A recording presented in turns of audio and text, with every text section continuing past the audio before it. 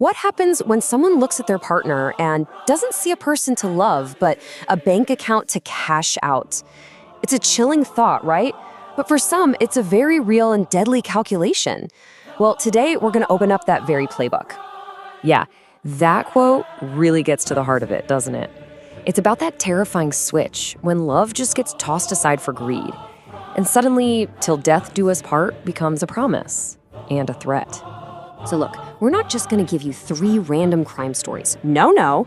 We're actually deconstructing a shared pattern, a cold, calculated playbook of manipulation, betrayal, and, murder, all for the love of money. All right, so let's meet the players in this deadly game. Who are these women? And who are the men who paid the ultimate price for their ambition? Okay, first up, we've got Josephine Gray. Her whole thing was using voodoo and fear to run this insane murder for insurance scheme. Then there's Elisa McNabney, a total master con artist. She charmed her way into a marriage, only to end it with poison. And finally, Shirley Withers. She took a life of luxury and, well, she turned it into a crime scene. You see the pattern? 3 totally different methods, but the motive? Identical. Pure greed. You know, every con, every single betrayal, it always starts with one thing: gaining trust.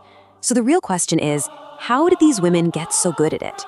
How they wormed their way into a position of total control? Josephine's method was something else. She didn't bother with charm. She went straight for raw, primal fear. She built up this whole persona as a powerful voodoo queen, and it worked. She had this supernatural hold over everyone. We're talking even her own husbands were convinced she could curse them with black magic. They were way too terrified to even think about calling the cops. Now, Elisa McNabney, her game was pure high-level manipulation. Just imagine this for a second. You get caught stealing tens of thousands of dollars from your boss. For pretty much anyone else on the planet, that's a one-way ticket to prison, right? But for Elisa, that was an opportunity. She was so incredibly skilled, she didn't just get out of the charges. She convinced the guy she stole from, this attorney Larry McNabney, to marry her. I mean, she literally turned a felony into a promotion. Shirley's approach was a bit more, let's say, traditional.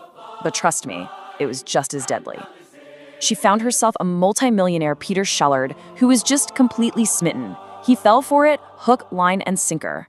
He paid for her boutique, bought her a house, and then he made the fatal mistake.